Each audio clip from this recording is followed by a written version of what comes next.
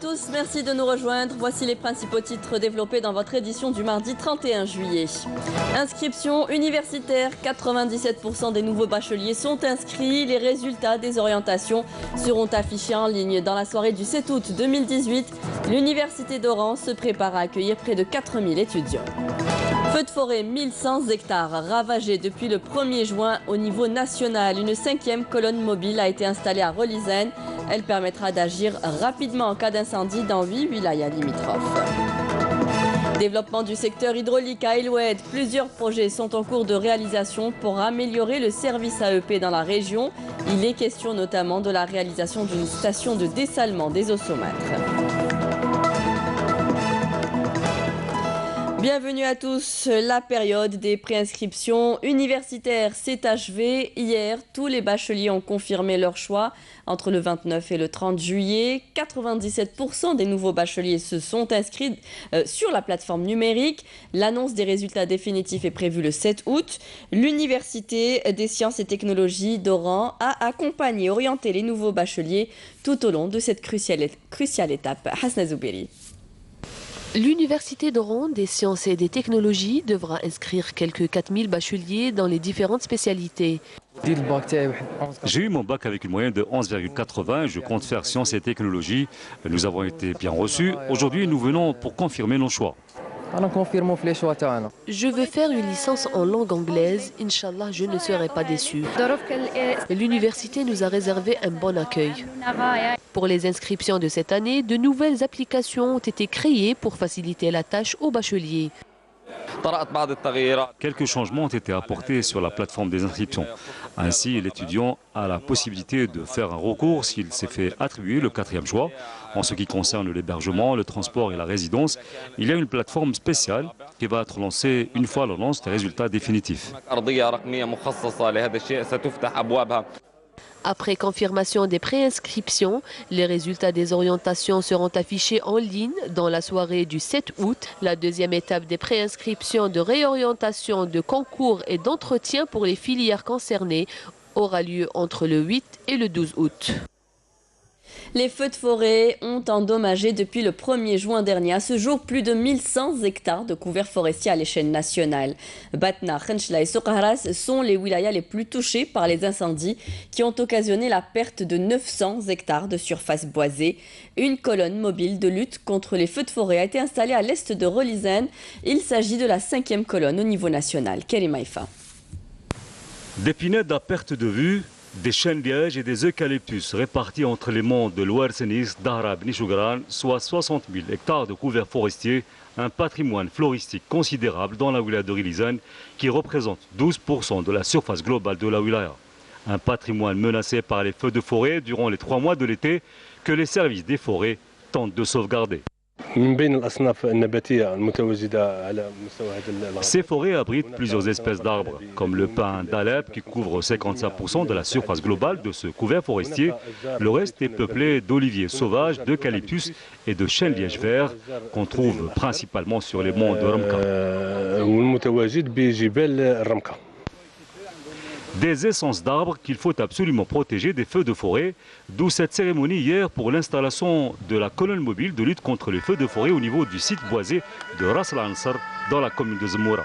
Cette dernière aura pour mission de s'occuper des premières interventions en cas de déclaration de feu sur le territoire de 8 wilayas, à savoir Relizane, Mostaganem, Maskara, Saïda, Tiaret, Tissemsil, Tchlef ou encore Ain Defla. Nous sommes ici pour donner le coup d'envoi et l'installation de la 5e colonne mobile de lutte contre les feux de forêt. Ce sont donc 5 colonnes mobiles qu'on a installées à l'est, au centre comme à l'ouest du pays pour intervenir en urgence quand il y a un départ de feu, car c'est notre mission d'intervenir en urgence. Le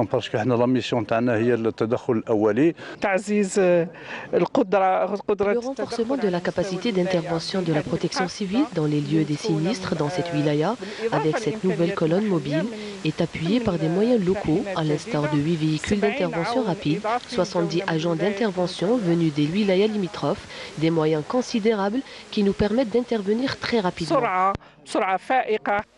Des moyens considérables pour cette wilaya des hauts plateaux qui a recruté depuis le début de l'année 2018 plus de 2000 agents pour lutter contre les incendies. Parmi ces effectifs figurent 1870 agents répartis sur 83 chantiers, 84 agents d'intervention et 60 gardiens.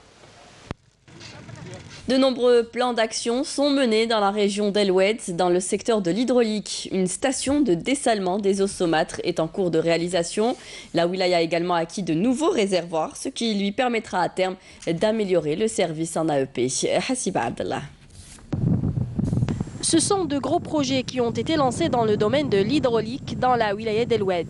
Des projets grâce auxquels la wilaya en question saura mieux satisfaire la demande. La station de dessalement des eaux saumâtres est l'un des projets sur lequel la wilaya compte beaucoup pour améliorer ses services. محطة التحلية بولاية الواد بسعة 30,000 متر مكعب. La station est d'une capacité de 30 000 mètres cubes. Les travaux de génie civil ont atteint les 66%. C'est une valeur ajoutée à la wilaya.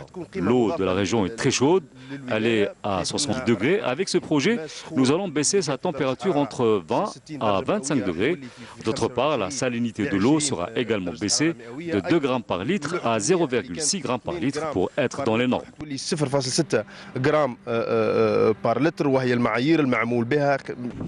Le stockage des eaux est lui aussi une priorité pour la wilaya. في مجال الحشد الموارد المائية هناك 14 بئر رجاء إنجازه تم وضع 2. En matière de stockage, nous avons 14 puits en cours de réalisation, dont 2 sont déjà fonctionnels. Pour augmenter la capacité de stockage, la wilaya d'El Oued a bénéficié de 3 réservoirs, un au niveau de l'Mreyer, d'une capacité de 1500 mètres cubes, et 2 au niveau de la ville de Tal Ben Arbi et à Nkhla, d'une capacité de 1000 mètres cubes.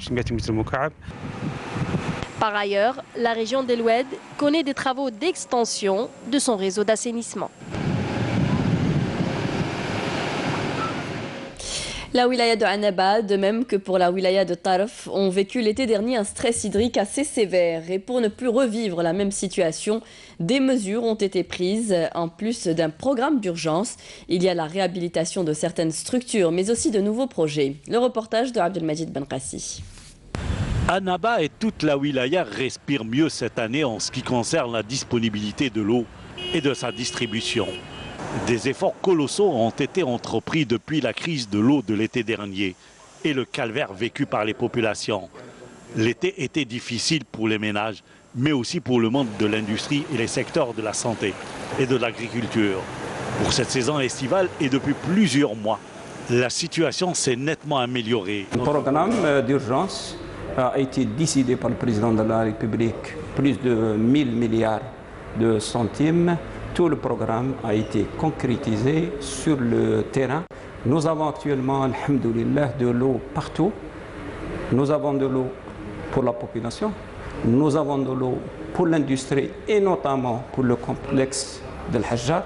Et nous avons aussi et beaucoup d'eau pour le tourisme, les complexes et même pour les agriculteurs. Et la santé, bien sûr, pour renforcer et pour sécuriser définitivement la région avec l'arrivée d'une station de dessalement d'une capacité de 300 000 m3 jour. Nous sommes dans la station de Chaïba et à côté de la station de Chaïba, il y a aussi une deuxième station, la station de Meksa. C'est les deux principales stations de traitement et de production des eaux qui sont distribuées au niveau de toute la wilaya de Annaba. Des eaux qui proviennent de 3 barrages principaux situés juste à côté, la wilaya de Taraf. Cette année, Dieu merci, la situation s'est améliorée. Nous sommes en plein été. Les années à venir, Inch'Allah, objectif étant de donner de l'eau en H24 et pourquoi pas sur tout le territoire de la wilaya. Nous avons rencontré les premiers responsables de 2 communes les plus importantes de la wilaya. Celui de Annaba qui renferme le plus grand nombre d'habitants avec plus de 300 000 âmes et celui d'El Hajjar où se trouve le complexe sidérurgique. Le réseau de la ville nécessitait globalement une véritable mise à niveau. Le ministère a engagé tout un travail de fond, depuis la distribution de l'eau des barrages de la wilaya de Tarf jusqu'à l'arrivée de l'eau au niveau de la station de Chaïba. Et pour régler définitivement les problèmes essentiellement au chef-lieu, qui nous sommes quand même une ville de plus de 300 000 habitants, une course Une véritable course a été engagée. Cet été, nous n'avons aucune pénurie d'eau, vraiment aucun problème, surtout à Al-Hadjar centre, mais aussi dans les quartiers environnants, tels que Atouy, 150 logements et 300 logements. Ils ont de l'eau au quotidien.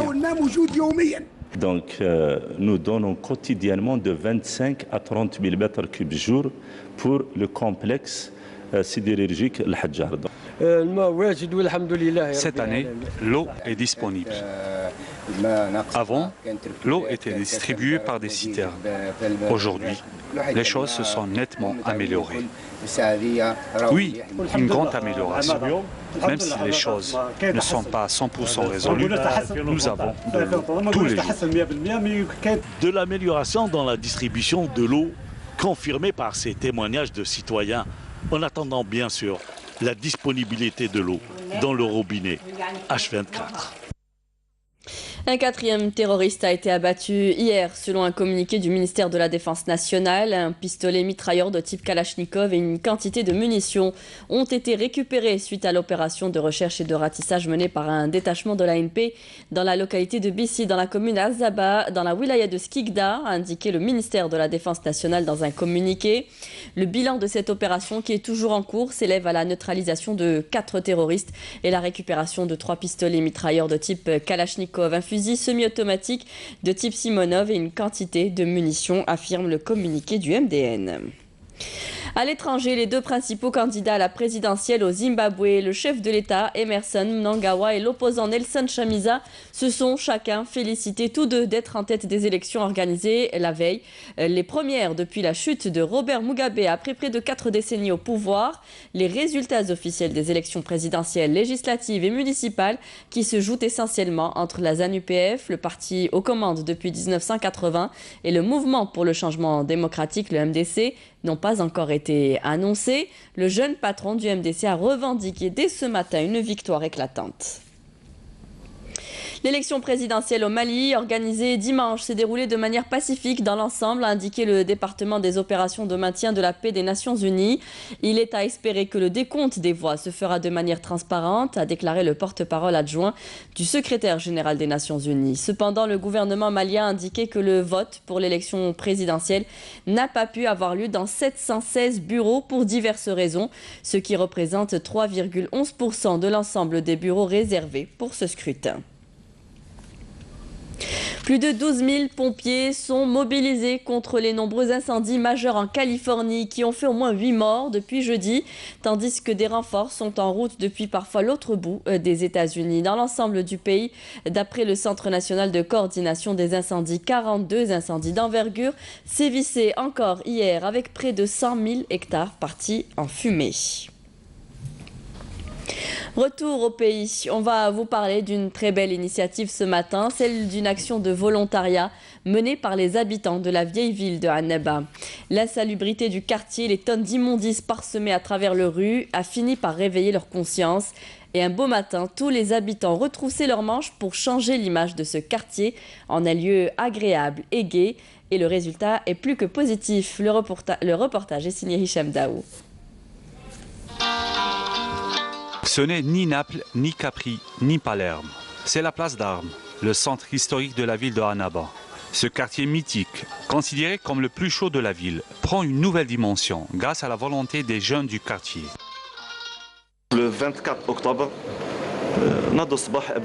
c'était une matinée d'un 24 octobre. Les habitants des rues Ahmed Chaouch et la rue des Surprises se sont mis à nettoyer les grandes artères. Les voisins ont adhéré à l'initiative en envoyant leurs enfants participer à la manœuvre. L'opération a commencé par la récupération des déchets ménagers. À vrai dire, les habitants se sont révoltés contre la saleté et le résultat est très positif.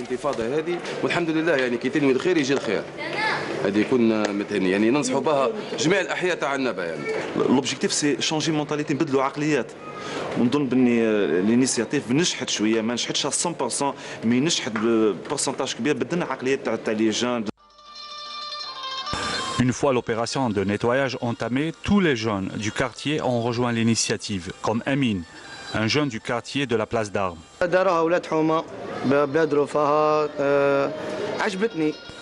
C'est une initiative des jeunes du quartier, mais j'étais absent. Mais ils m'ont laissé une petite parcelle afin que je participe à l'opération. J'ai commencé à décorer cette partie et j'ai fait appel à un artiste pour donner une touche artistique à l'endroit.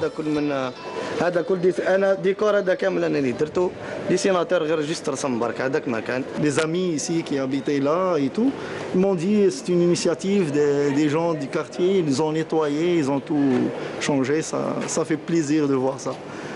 Même mes enfants l'ont adoré. Ça a beaucoup changé. Avant, c'était pas comme ça. C'était sale. Maintenant, ils ont tout arrangé, ils ont nettoyé. J'aime ça. Annaba, l'antique Hippone, grâce aux jeunes des quartiers populaires, s'apprête à devenir une cité touristique. L'intolérance des quartiers chauds de la ville est transformée grâce à la volonté des habitants en une ville de gaieté.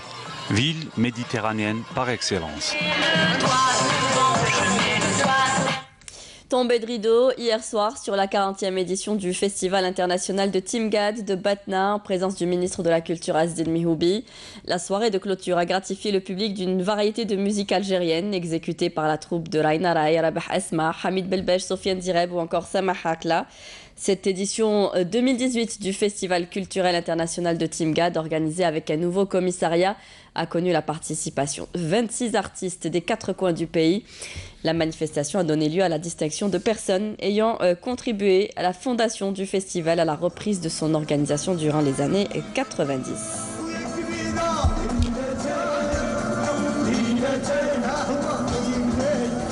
C'était la dernière information de ce journal. Merci à vous tous de nous avoir prêté attention. Vous pouvez revoir nos programmes sur Facebook et YouTube. Les adresses s'affichent en bas de votre écran. Tout de suite, vous retrouverez Amel Laribi pour les prévisions météo. Ce soir, rendez-vous avec Nadia Madassi pour le journal à 19h. Très bonne journée à tous. Au revoir.